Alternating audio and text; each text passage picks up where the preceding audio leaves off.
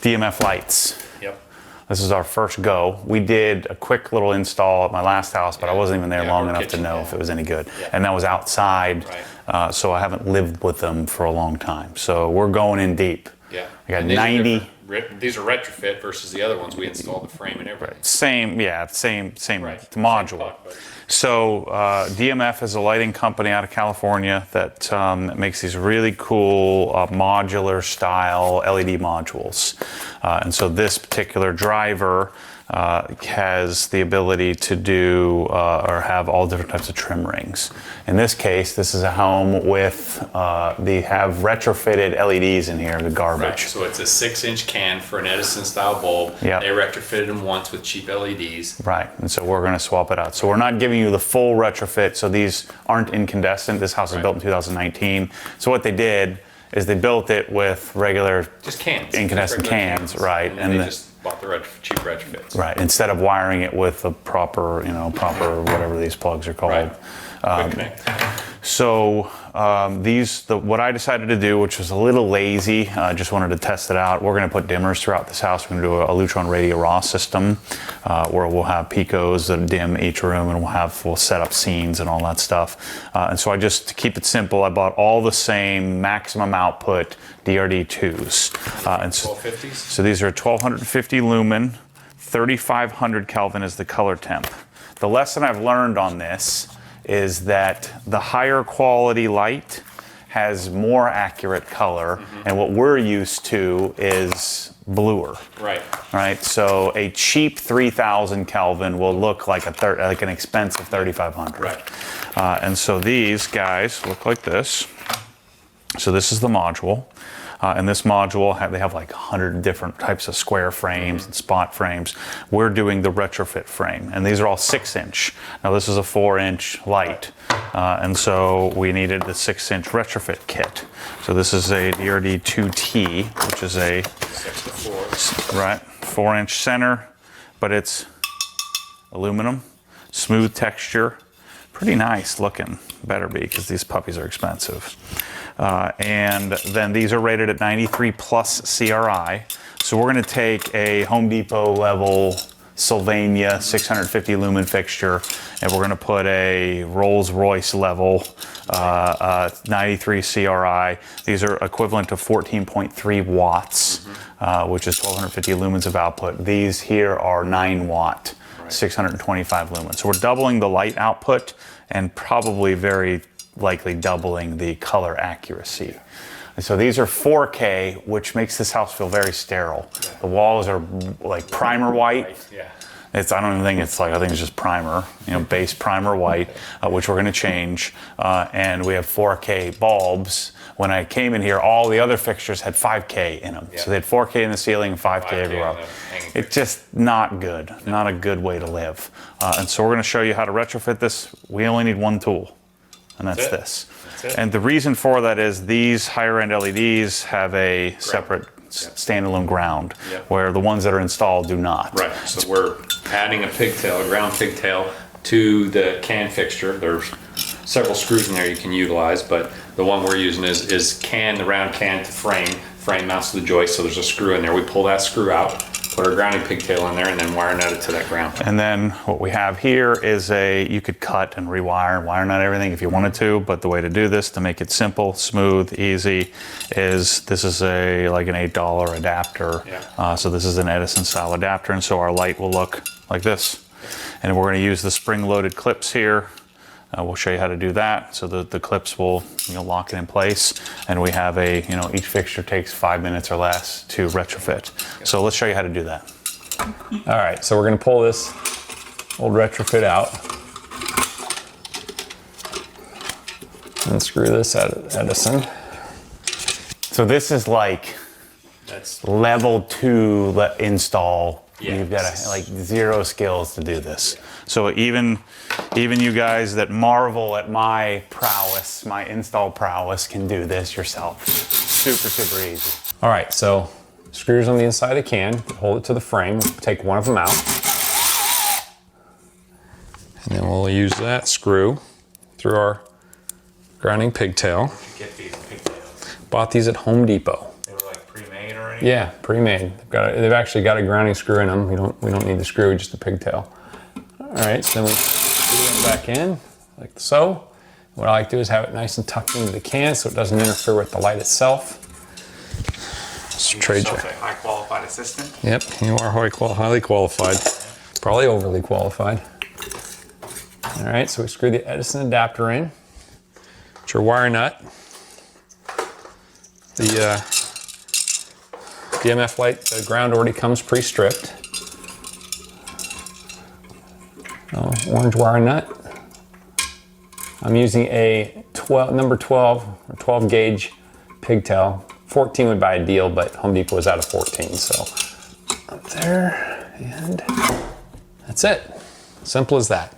Since these have already been retrofitted, there used to be in a recessed can that's incandescent, there's a bracket that comes up the side of the can and out, and then the Edison clips into that. The socket clips into that. So when you retrofit, typically you take that bracket out, so there's room for the LED, and then basically the Edison is just hanging in there by a couple of wires. So that's what we have now. But if you were retrofitting from an incandescent, you would remove that bracket or slide it all the way up so there's plenty of room and still just use the Edison adapter like we did. Let me get rid of the jargon there for you people, because we're talking to Regular folk? not real men here, Mike. We're talking to people like me.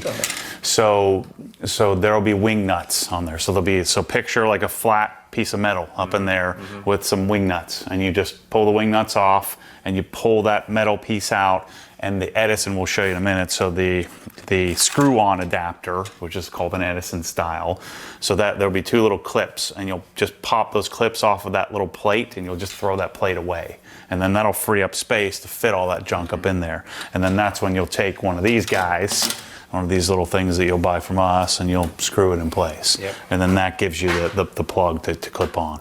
We didn't have to do that because they never put those little things. I actually do think with this retrofit, I think there's plenty of room. People will find out for themselves, but I think you could just loosen those wing nuts like you said, because there's adjustability on that. You could probably slide it all the way up, and I'll bet you for this retrofit there's enough room without having to actually take it out. Yeah. Yeah, so the reason why that plate is there is so you can take a light bulb, screw it in. And you can adjust the height of the light bulb too, depending on what trim ring you use. With this, it's already set. Squeeze like this, that way, this little tabby. Fingers in there, huh? Because otherwise you get a blood thumb. That's a pro level tip right there. See, squeeze it, and then you don't get the blood thumb trying to tuck it in there. Boom, boom, pro. So typically, when Matt was talking about that metal piece, okay, this Edison socket, see these clips right here? It would snap into that piece, and that piece would be held on by a couple of wing nuts, and that would be sitting about like that. So if you've got an incandescent lamp, or fixture, it probably looks something like that with a metal bracket coming down like this. So what you can typically do is loosen the wing nut, shove that way up high, it's its highest setting, and you can screw in your Edison adapter, what we're using. But since this is already just flopping like this, we don't have to do that. Now, also show them, see that one's flipped upside down again? Now these have to turn like so. These are the bail clips. Yeah, so if your rivet is facing down. If you see if you can see the rivet, you need to flip it like that. What we found was if they're sitting like this, it's not enough spring tension to hold everything up nice and tight. So you have to flip them so they work correctly, just like that. And here's the screw that we're going to remove for ground.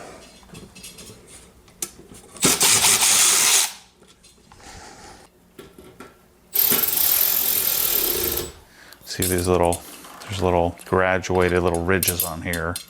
So you put it in here, and this is why this is modular. You can do different types of trim rings, and it just screws on like that. So then this holds together, and then here's your springs we're talking about. Quite a bit of tension on here, and that'll clip up into that little C clamp or whatever that piece is called up there. And I highly recommend getting a #1 assistant. Well, you can't have a #1. I'm the only #1. Well, it could be somebody. They could be somebody's #1. You're my #1 assistant. But I'm #1 in the world. Oh, okay. Not for hire. I don't want to pay you. yeah, I'm gonna get you something for Christmas, something special. Something special. I think a nice hat that says #1 assistant on it. And then in the back, it's all-time world. World dominating. The greatest of all time.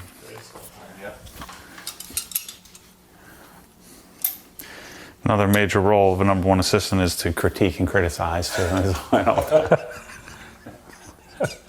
You had that nailed. Oh my goodness. I always pose it as a very gentle question, though. You think it should go like that? Yeah, you think it's supposed to be crooked? Are you sure that's straight? I don't know if that's going to work. Sure is. You can check this room off the list.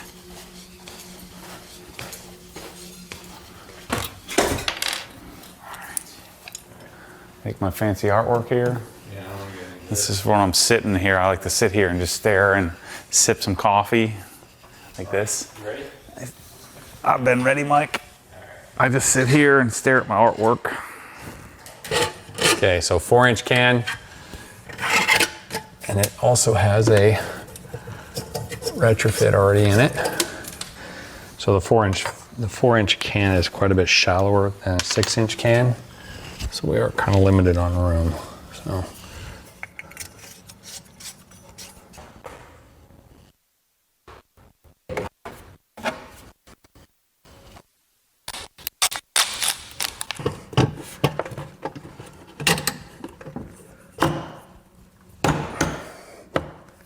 just had it. There it is. Okay. Test her out. Where's the switch? There it is. Ooh, that's some bright artwork. Yeah.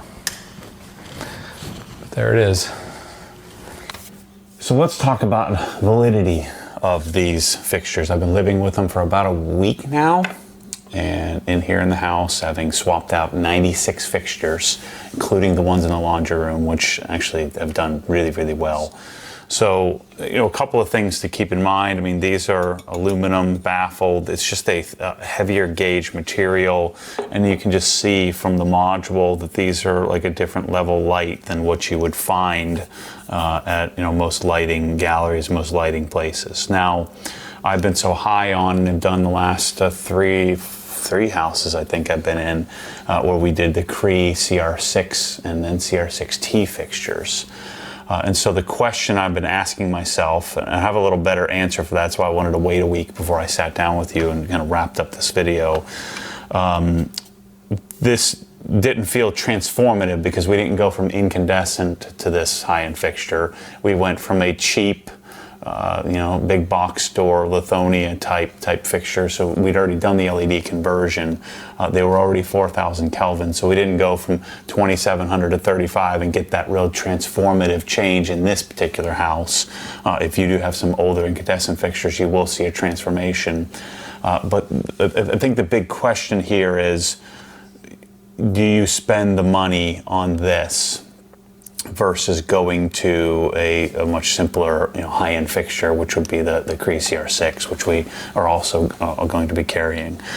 And I think for me, now, some of you I'm in the same socioeconomic status, some of you I'm way behind, some of you I'm richer than, some of you I'm poorer than. I think it really comes down to how much you value lighting and what amount of budgeting you're willing to put toward a fixture like this. So I don't have exact pricing because I bought these wholesale because I'm going to be selling these. But I think they're going to be this to do a retrofit. So just to do these 3 pieces for each individual one of these, and I had 96 of them in the house, is somewhere around $185. Versus a CR6 is around 30 or 35 bucks. So you're talking, what is that, 6 times? 5 times the cost. It's certainly not 5 times better than a 90 CRI Cree fixture, but it is better. The aluminum bezel, the having the driver, I think the big question would be more of if you're doing a retrofit like what I'm doing here, the retrofit is not as practical as if you were doing this from scratch. I have to get the pricing and figure out the pricing if you were to do the DMF one frames, and if you were going to be doing it new construction, I have to get the numbers on that. But I think there's a better value in doing it versus the retrofit, because this bezel costs quite a bit, and these Edison adapters cost quite a bit. So I think the better solution would be if you're building a house. I think like the house we're going to build down the street here, I'm going to do DMF. I'm going to do DMF in all applications. The question I've been asking myself is, if I wasn't selling this, would I be buying it? The answer is yes. I would invest the money. Lighting is very important to me. The returns, like I said, are extremely diminishing for the cost of this, but the quality of light in here, and I haven't even done dimming and things that I plan to do with the Lutron. I'm going to do a radio RAW 2 system in this house, just so I can experience it and really take lighting to the next level in this house. But I think that this is the fixture for me. I understand this is not for most people, $180. So you're talking $18,000, $19,000 worth of lights in this house. Now, the house has an inordinate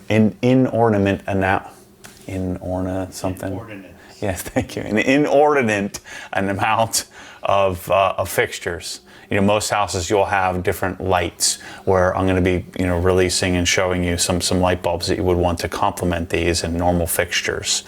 But most houses aren't going to have this many. So if you were going to do your kitchen, maybe we do DMF in the parts that are really important lighting wise, like your office, your kitchen. But then areas maybe you don't use the recessed fixtures as much, maybe in bedrooms and things like that, we do the crease stuff. So I think for most people it's going to be a hybrid.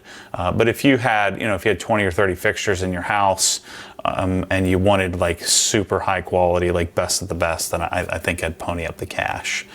So when I first installed them, and there wasn't this like massive delta between the cheap fixture and this transformative feel, it takes time.